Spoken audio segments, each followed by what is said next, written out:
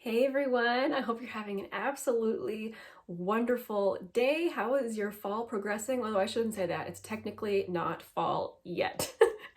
Our summer here I live in North Dakota, is very short, so I don't like to give it up until it's actually time. So, technically, okay, let's say, how is the end of your summer going? Beginning of fall, end of summer. I hope it's going well. Today I'm sitting down with a very fall-esque tea. You saw in my little intro that this is from Tea Viber and that it's a black dragon pearl. I have a weakness for this tea because it has one of my favorite nuances that I have ever found in black tea. You guys have heard me talk about this type of tea before, where it has like a cocoa note, and it's especially apparent when you're brewing it. It smells like chocolate. Unsweetened chocolate, but still chocolate. It smells like cocoa. And it is there in the taste too. Oh, it's wonderful. I'm currently on my second steep and it's fantastic. It is already time to update my stash. I feel like I just did this. Honestly, for me, it wasn't that long ago because I'm having to pre-film this one a little bit. So for me, it's only been like a week and a half since my last one. But I have been able to use the majority of the products that I had rolled in last time. So let's quick talk about those. The two base products I had in for the past couple of weeks were the Misha Perfect Cover BB Cream and the MAC Studio Radiance Face and Body. I'm trying to decide which one I should put away. They're both pretty radiant, this even more so. I think I'm gonna keep the MAC one out, and I've had it out for the past couple of rotations, and it's just because it's too dark for me, and I feel like I might have a harder time pulling it off, making it believable in the wintertime. So I'm trying to get the use out of it as much as I can. So for now, my Misha will be put away. I had a lot of highlight in this last rotation. Let's talk about the highlighter. So this is the one I'm actually wearing today. This is a loose highlight in the shade Candied Peach. It is really pretty. It's insane how much I can change my opinion of a highlighter depending on the brush that I use, and it's different actually for each highlight, which brush I prefer it with. It's crazy. I have found that if I don't like a highlight, but it doesn't necessarily have glitter in it or anything, that I just need to try it with a different brush and I might end up liking it. So this, very, very beautiful. I also was working on 3 pressed highlighters from Sydney Grace, and I was trying to decide if they were too deep for my skin tone, and I am going to be decluttering one, not because it's too deep, it's just because I have a lot of shades very similar to it. I actually had kept the packaging in case that happened. So this one, it's in the shade Ancient History. It's just like a gold champagne color, very similar to what I'm wearing. I already have a few highlights in that range and I don't need another one. And this has barely been touched, so I figured it was a good opportunity to give it to a friend to try. So that one's getting decluttered, but I am going to keep the other 2. I have them here in this little palette. So a pink one and a purple one. I have found that when I wear the purple one pretty lightly, it actually just ends up looking really icy on my face, which is not something I go for often, but it definitely went with the super cool toned look I had that day, so it's very handy highlight to have. And this pink one, again, I don't have any pink highlights. It's something different in my stash, and I find with both of these that if I go in with a light hand, the base pigment isn't too deep and I can make it work. I'm still trying to decide though if I'm going to put them in with my eyeshadows or my highlights in order to, I don't know, use them the most effectively. I don't know, I'll have to figure that out. But for now, they're going back in the stash somewhere in my stash. Let's talk eyeshadow. I had my Kaleidos Flower Punk palette in this past rotation. I haven't had a chance to use this yet, so this will be staying out to use. I was also working on this palette of singles. I can link the video down below where I put this palette together. This is a little palette I made duping Charlotte Tilbury quads. This was my Eyes to Mesmerize quad, and this is my Pillow Talk quad. And I'm actually wearing the Pillow Talk one today, and I think I could wear this look every day for the rest of my life and be happy. I love it so much. There's Makeup Geek, there's Sydney Grace, a Deep Potted Essence shadow, and a Glam Shop shadow in there. I had so much fun with this little palette. In this little empty space, I had one of my shadows from Pan Those Eyeshadows. I took it out, so no spoilers. Be on the lookout for that update coming soon.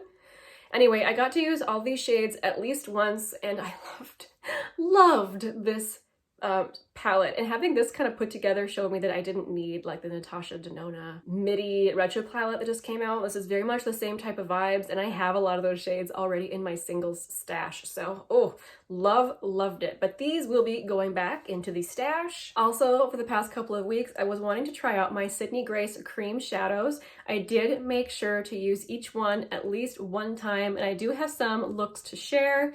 This one, Cliff Jumping, I think I did have a look with this one. It's actually very cool toned and silvery. The base color is the color I was mostly interested in. It's a really pretty taupe color. So in order to get the base pigment to show up, I actually had to use like the tiniest little bit of this, but I did really like it. The other one I think I got a picture of was this one in the shade Blossoming. I used this on the outer corner, just a tiny little bit, to get a, what I would call a wearable look, but with color. And I thought it turned out so beautiful. It was so pretty. I really like these because while they do dry down quickly, you still get enough time to, you know, buff around the edges, make it look nice. But the way I do it, as I put, you know, a tiny little dot on the back of my hand, you can use a brush or your finger. I usually start with my finger to place it where I want, and then quick go in with a brush to buff out the edges, since they do set pretty quickly. These will last an eternity because you use the tiniest dot. Really, they're super pigmented, but I really love them because once they dry down, they stayed on. There was no creasing, there was no fallout, they stayed put. But they were really easy to remove with just water. So yeah, these are real winners. I can highly recommend them. Oh, for blushes, I always have such a good time with my blushes. You know I love them. So I had my Milk Makeup cheek and lip stick. I can never remember how to say that, in the shade Work. This is the one that I feel like most people have. Most people mention this shade, and I love it. I love it. I just load it up on a stippling brush and go to town, and it's gorgeous, honestly, for any season. Beautiful rosy cheek effect. Love it. This is one I was trying out. It's one of my newer blushes to my stash. This is the ColourPop Super Shock Cheek. It's a satin formula in the shade Prenup, and ooh, I love it. I was scared I wouldn't like it because the satin formula does have a little bit of shimmer in it, but I found that when I blended it out, I didn't see it at all on my face, and it's a very soft shade. Like, it's not going to be too much pigment.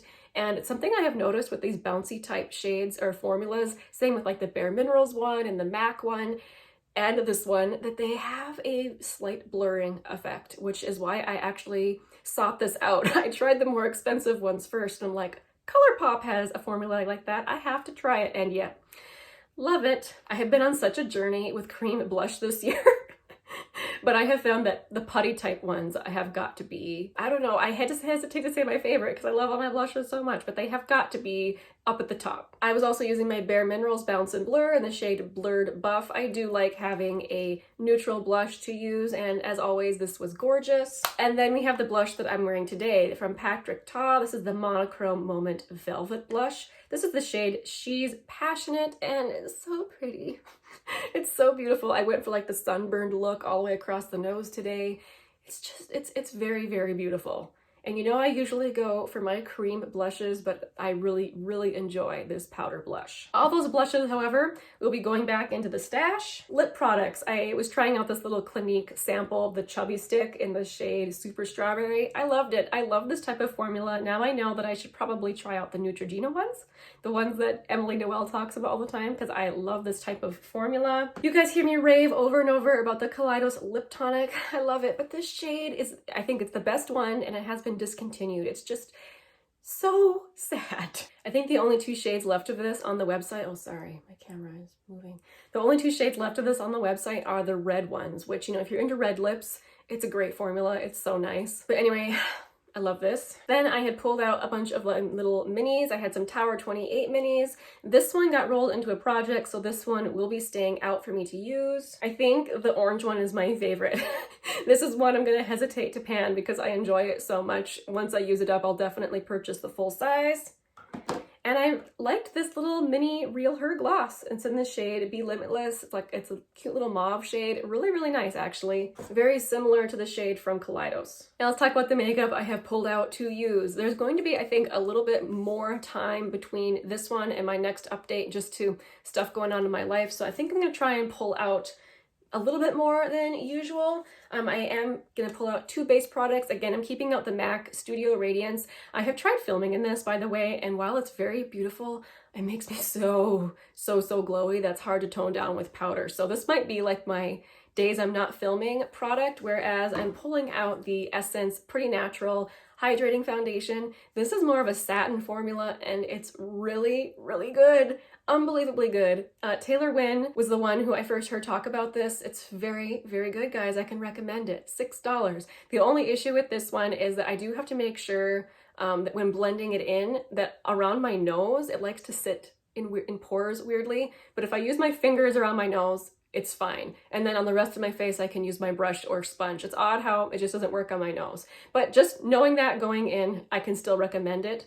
Very beautiful. But this one would be more better. Well, this will be better for filming since it's not so glowy. For highlight, I'm gonna pull out my NARS highlight in the shade Fort de France. This is a beautiful, soft formula, you guys, and I love it. Like, it's just the perfect little glow. So glad I have this. I was gonna pull out one of my cream highlights. I've been getting more into those. I only have a couple of them, but I'm not going to because I'm currently panning a shiny primer that I'm using as a highlight, so I won't pull out another one of those. Let's talk about eyeshadow. In addition to the Kaleidos palette that I'm going to be keeping out, currently in my Pan Those Eyeshadows project, I'm working on a lot of mattes, and so it's been really nice to pull out my shiny topper shades to use with all of those mattes. So I wanted to pull out some of my cream toppers. First of all, I have these three from Ulta Beauty. All of these are relatively new to my stash. I bought them because of Amanda Z. I do really like them, but I would love to spend some more time with them. So this first one is in the shade Italian Ice. The formula I feel like is kind of similar to the ColourPop Super Shocks, but they aren't as foiled.